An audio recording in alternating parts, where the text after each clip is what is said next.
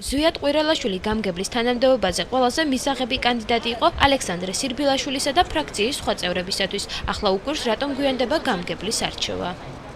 ქართული ოცნების თავმჯდომარეები, მათი მხარდაჭერაც მაქვს ხელმოწერილი დაზუსტებული, ასევე მაქვს ხელმოწერილი დაზუსტებული მხარდაჭერები დეპუტატების წევრების უმრავლესობის, რაც მყარად ამაგრებს ჩემს პოზიციებს, მაგრამ მაინც რატომ ხდება რომ თუ ზვიად ყვირელაშვილს მხარს ადგილობრივი ხელისუფლება უჭერს, მაჟორიტარი დეპუტატობის კანდიდატ მანენა ბერიკაშვილს კი სურს, რომ რაიონის გამგებელი ჯონი ოსიაშვილი გახდეს. მაგრამ მისი კანდიდატურა არ კი გადასტურდა. ერთ-ერთი კანდიდატი მიხეილ ფურცელაძე კი სოსო ბერიკაშვილს გულშემატკივრობდა, თუმცა ახლა გამგებლობა მასაც უნდა. ეხლაც უჭერთ სოსო ბერიკაშვილს.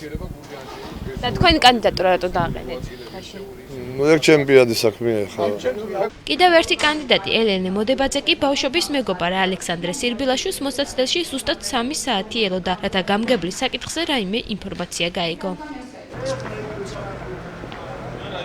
დღეს გაირკვა, რომ გურჯაანის მუნიციპალიტეტის გამგებას კონკურსის წესით აირჩევენ. საკრებულოს თავმჯდომარის მოვალეობის შემსრულებელ ალექსანდრე სირბილაშვილს გადაწყვეტილების მიღება უჭერს, ამიტომ ის არასამთავრობო ორგანიზაციებს თხოვს, რომ ერთ-ერთი კანდიდატურა შეურჩიონ და შემდეგ საკრებულოს წევრებს წარუდგინონ. სავარაუდოდ სესია 10 დღის შემდეგ აიმართება და თუ 16 მათგანი მაინც მხარს დაუჭერს, გურჯაანის მუნიციპალიტეტს უკვე ახალი გამგებელი ეყოლება.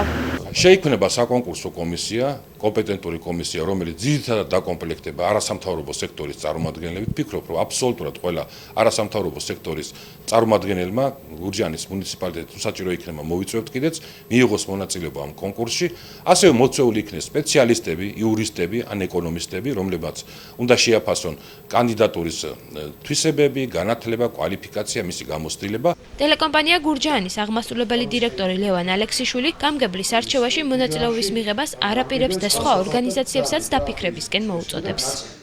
მიმაჩნია, რომ ამ პროცესში ჩართვა და მონაწილეობის მიღება გამგებლის დამტკიცებაზე, საკრებულოსთვის წარდგენაზე არის პირდაპირ არასამთავრობო სექტორის პოლიტიზაციისკენ გადადგმული მცდელობა.